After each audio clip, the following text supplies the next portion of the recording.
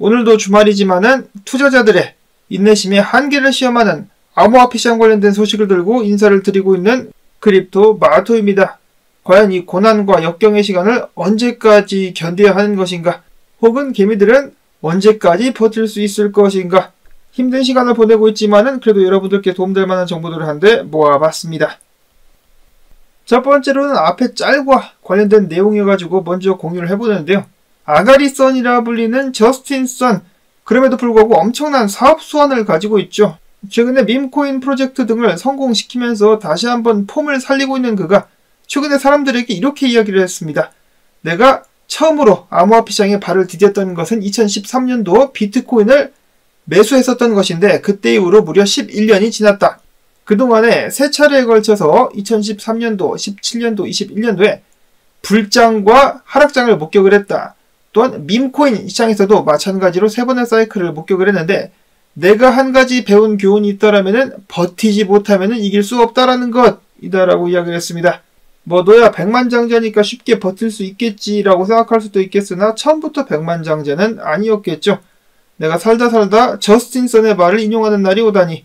자, 어찌됐든지 간에 희망회로를 돌리시라고 사람들을 선동하기 위해서 말씀을 드리는 것이 아니라 손절치고 털릴 사람들은 이미 다 털렸겠죠. 지금 남으신 분들 같은 경우는 정말 어금니 꽉 깨물고 누가 이기나 해보자라는 심정으로 존버를 하시고 계시거나 혹은 불장이 아직 끝나지 않았다라고 생각을 하시는 분들이라 이제 생각이 됩니다.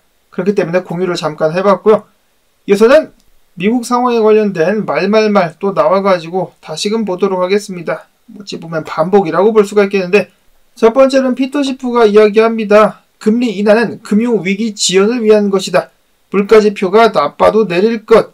그래서 인플레이션율에 상관없이 연준은 무조건 금리 인하를 하게 될 것인데 목표는 금융위기를 지연시키기 위한 것이다 라고 이야기를 한 것이죠. 무엇을 위해서? 아마도 대통령 선거를 위해서가 아닐까. 다음으로 일론 머스크 같은 경우는 미국 정부가 과도한 지출을 이어가고 있다. 파산의 고속도로로 달려나가고 있다라고 다시금 경고를 했습니다. 2035년도까지 미국 정부의 부채 같은 경우는 추가로 16조 달러가 늘어날 것으로 예상이 되는 가운데 이러한 미국 정부의 무분별한 지출이 인플레이션의 주요 원인이다 라고 그는 주장을 했습니다. 월스트리트 실버 같은 경우는 최근에 이런 점을 다시 지적하기도 했었는데요. 미국 정부가 세금 등을 포함시켜가지고 걷어들이는 수익이 5조 달러가 된다라고 하는데 1년에 5조 달러인데 정부가 기본적으로 지출해야 되는 그런 자금들 사회보장기금이라든지 의료비 지원 등등 기본적인 복지 프로그램만 해도 벌써 5조 달러가 된다라고 합니다. 그래서 5조 달러가 고스란히 거기 나가는데 이는 국방비라든지 정부 각 부처 운영비를 제하기도 전에 벌써 자금이 수익이 동나버린다라는 것이죠. 여기다가 기존의 빚 35조 달러에 대한 이자도 붙습니다. 연간 1조 2천억 원에서 4천억 원 정도, 1조 4천억 원 정도 이자로 나가게 되는데 여기에 추가적으로다가 적자도 계속 내면서 2조 달러 이상씩 매년마다 적자가 꾸준히 나오고 있는 상황. 벌어들이는 돈보다 나가는 돈이 월등히 많기 때문에 사실상 파산을 했다라고 봐도 전혀 과언이 아닌 상황이라는 것이죠.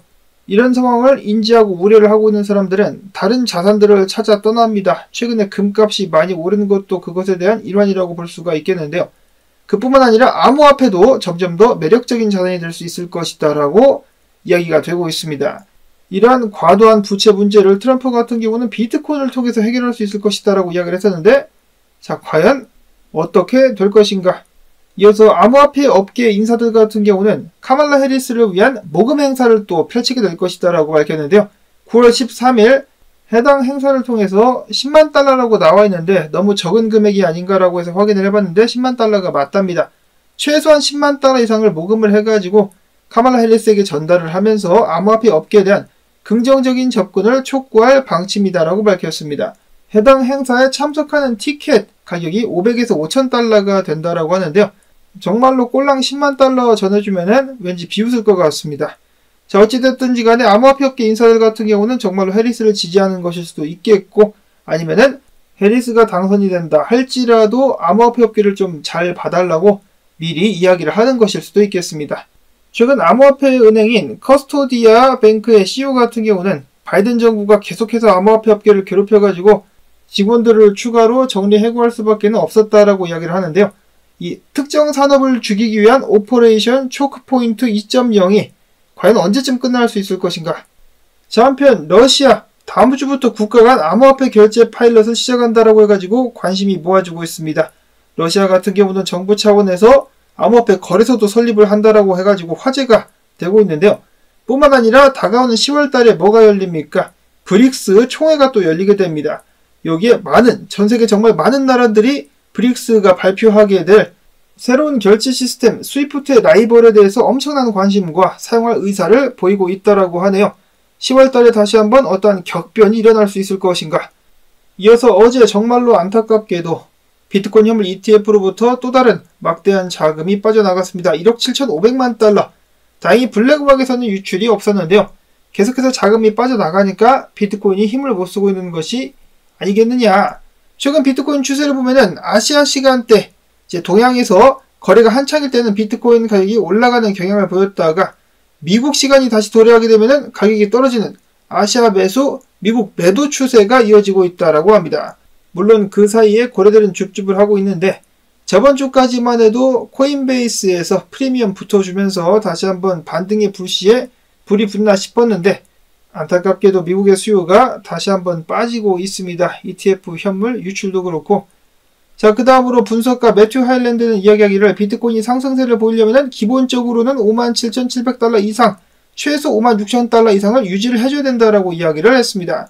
지금 다행히 그 정도 선은 지켜주고 있죠. 그는 이어서 말하기를 9월은 역사적으로다가 비트코인의 실적이 가장 나쁜 달이었으므로 9월에도 횡보장이 될 것이다 라고 예측을 했습니다. 과연 9월 말부터는 상승할 수 있을까? 한 가지 불안한 점은 모두가 4분기 똑상을 외치고 있기 때문에 이것도 한쪽으로 쏠리면은 반대로 가는 경향이 있어가지고 그런 점은 좀 불안한 것 같습니다. 자, 그 다음으로 QCP 캐피탈 같은 경우는 다음 주에 발표되는 미국의 비농업 고용지표를 통해 가지고 연준의 4분기 금리 인하 여부를 가늠할 수가 있겠다. 다만 최근에 비트코인 같은 경우는 이러한 뉴스에 큰 반응을 보이지 않고 있어가지고 당분간은 58,000에서 65,000달러 내에서 박스권 움직임을 보이지 않겠느냐, 즉 횡보를 이어가지 않겠느냐라고 예측을 했습니다. 그리고 장이 정말 지루해서인지 트위터 분석가들도 비트코인 분석을 많이 올리지 않고 있는 상황. 하기사 변한 것이 없으니까요. 자, 그럼에도 불구하고 댄크립토 트레이지 분석가 같은 경우는 굉장히 특이한 분석을 내놨습니다. 비트코인 프랙탈에 관한 것인데요. 오른쪽 보시는 차트 같은 경우는 다름 아닌 루나 사태 때 비트가 떡락했을 때 그때 차트를 뒤집어 놓은 것입니다. 그래서 원래는 떨어지는 차트였는데 올라가는 차트로 보이고 있죠. 근데 최근에 비트코인 움직임이 이걸 또 따라가고 있다라고 그는 이제 주장이라고 하기보다는 한번 찾아봤다라고 합니다. 이런 식으로 비교를 해봤는데 비슷하게 간다더라. 그래가지고 조만간에 이런 식으로다가 상승을 할 수도 있겠다라는 희망회로 돌려주고 있었고, 이어서 분석가 레몬 같은 경우는 단기적으로 비트코인 롱 시그널이 떴으나 지금 희말맹이가 없어가지고 64,000달러까지도 상승할 수 있을지 불분명하다라고 이야기를 하기도 했었습니다. 정말 지쳐가고 있는 암호화폐 시장. 자, 다음으로는 이더리움 현물 ETF인데 이거 무관심 아니야? 순유출, 순유입이 하나도 없었습니다. 빵! 말 그대로 아무도 거래를 하지 않았다라는 것인데요. 어쩐지 순유출보다 더 아쉽다라는 느낌마저 듭니다. 비탈릭 부테리니 같은 경우는 최근에 트위터를 통해서 많은 게시글을 남겨주고 있기도 한데요. 그는 최근에 이렇게 이야기를 했습니다. 그가 번 수익금 같은 경우는 전부 이더리움 생태계 및 자선단체 혹은 본인이 가치 있다라고 생각하는 프로젝트에 기부 및 지원을 했다.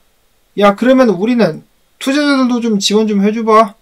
반면에 저스틴 선, 최근에 그의 토큰 선이 굉장히 잘 나가고 있죠.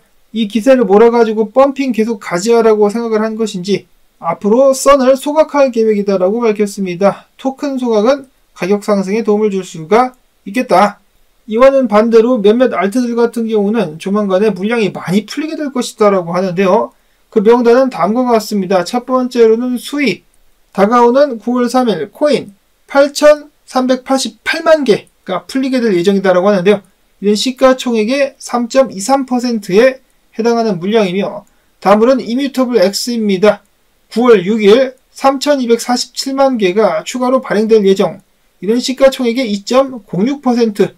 마지막으로는 해시플로우 9월 7일에 1,583만 개가 시장에 풀리게 될 예정으로서 이는 시가총액이 무려 4.33%에 해당하는 물량이라고 합니다. 장 분위기가 좋으면 물량 풀리든지 말든지 올라갈 수가 있겠는데 그때 장 분위기 상태를 봐가지고 여러분들께서 판단을 잘 하실 수 있기를 바라고요. 마지막으로는 암호화폐는 직접적으로 연관이 있는 소식은 아닙니다만은 모든 암호화폐 업계에서도 다루고 있는 관심이 가는 소식, 브라질 대법원이 브라질 내에서의 트위터 사용을 전면 금지시켰습니다. 그래서 어제 자정부터 브라질 기준으로 해가지고 전 국민의 트위터 사용이 금지가 됐는데요. 혹시라도 VPN을 사용해가지고 우회해가지고 접속을 한다? 걸리면은 벌금 8,874달러 벌금이며 또한 브라질에 거주하는 사람이 트위터에 게시글을 올렸다가 적발이 된다? 그러면 마찬가지로 벌금을 시게 맞을 수 있다고 합니다. $10,000 상당의 벌금을 물릴 수도 있다고 하는데요. 야, 정말 이 브라질인가 중국인가 정부가 계속해서 사람들을 통제하려고 하는 움직임이 더 커지고 있습니다. 자유 및 자유 발언을 통제하려는 시대, 이럴 때일수록 사람들이 힘을 내가지고 자유의 상징인 뭐다? 비트코인을 좀 더 구매할 수 있기를 바라보면서 기승전 비트코인, 오늘 영상 여기서 마무리를 짓도록 하겠습니다. 도움되셨다면 주말에도 수고했다는 의미로서 광고 영상 봐주기 및 링크를 통한 암호화폐 지갑 구매 부탁을 드리면서 저는 다음에 새로운 소식 가지고 또 인사를 드리도록 하겠습니다. 평안한 주말 되시기를 바랍니다.